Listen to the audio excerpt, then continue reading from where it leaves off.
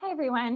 My name is Lindsay Collins. I'm one of the U.S. transportation leads at Exodigo, along with Marla Westervelt, who is chatting today with Joshua Schank. I'm very pleased to be introducing them both. I had the pleasure of working with them just a few years ago, a little over a decade ago at the Center for Transportation. So without further ado, Marla Westervelt joined Exodigo in May, I believe, of this year. It's been a lovely blur. As one of our U.S. transportation leads, Marla has spent her career contemplating the intersection of the public and private sectors and driving towards mobility outcomes that are in the public interest. With more than a decade worth of experience in the transportation sector, Marla spent her early career working at the Center for Transportation, where she led efforts from reforming air traffic control governance to rethinking the way we pay for infrastructure in the U.S. From there, she headed to LA Metro, where she was a founding member of the Office of Extraordinary Innovation, leading research efforts. She then left to be an early member of Bird Rides, leading global data sharing policy and government-facing business development efforts. Prior to Exodigo, she was the vice president of policy for the Coalition for Reimagined Mobility. Joshua Schank is a managing principal at InfraStrategies, a transportation and financial advisory firm, where he leads a practice focused on innovation, strategic planning, and technology. He is also a senior fellow in the Institute for Transportation Studies at UCLA. Prior to joining InfraStrategies and UCLA, Joshua was the first ever Chief Innovation Officer at LA Metro, which he joined in 2015 to establish the agency's Office of Extraordinary Innovation. Joshua previously served as president and CEO of the Center for Transportation, a leading national transportation policy think tank based in DC.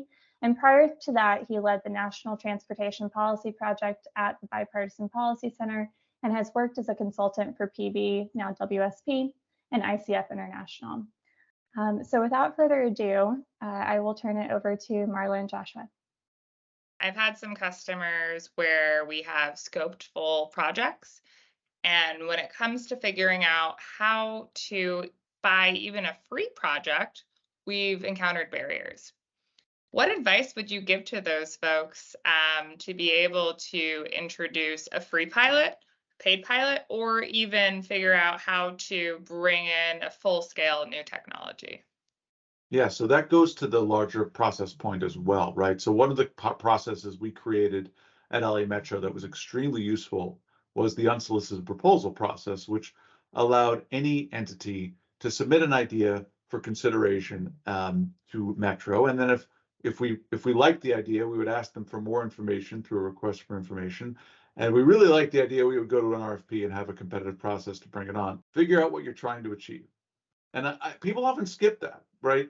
Whether it's technology or anything else, they skip that because they think, well, I already know that, right? And they take it as a given. But if you actually sit down and talk to each other about collectively, can you agree on specifically the outcomes you really want? That makes a huge difference because now you are actually able to say, okay, if we want to achieve that, what are our different strategies for doing that? One of them is the status quo. And once you've got agreement on the goals, then you can say, well, okay, is the status quo going to achieve that? Now, the more colloquial way I have saying that is people say to me, well, we've always done it this way. And I would say, well, how's that working out for you, right? Yeah, I think that is a really, really good approach. So, there have been a lot of recent funding announcements, which gets a lot of us very excited about all of the projects that we can build and how we can improve transportation. But some are still skeptical about whether or not we're going to use these funds wisely, or if we can deliver these projects on time and on budget, which we know is always really challenging. So what are your thoughts on this, and how would you advise agencies in the private sector on maximizing the return on this massive investment that we have? Yeah, so I mean, this is a very large topic area, and I don't want to get into it's too deep into it in this short time, but I would suffice to say that there are many opportunities to improve how we plan large capital projects. There are many phases of the project. They all could use improvement, but my observation is that the planning process itself at large public agencies tends to be geared towards clearing a project, meaning getting it through the environmental process, rather than planning a project that can feasibly be built within a reasonable period of time. And those are two different things. And as long as we have that disconnect between planning something that is feasible and just trying to get something cleared, we're going to have a lot of delays. Because what I've observed is that the planning department may clear a project that's great and looks great on paper, and if it ever got built would be wonderful, but that is either financially infeasible, which happens a lot, in which case the construction folks get a hold of it and they're like, well, what do we value engineer here to make this work? Because we've got a lot of cutting to do. And then they wind up cutting it into something that is not nearly as good. And so again, the mentality of saying, well, this is the status quo and I have to operate within that is not a mentality that is focused on change. The mentality should be, I don't accept the status quo.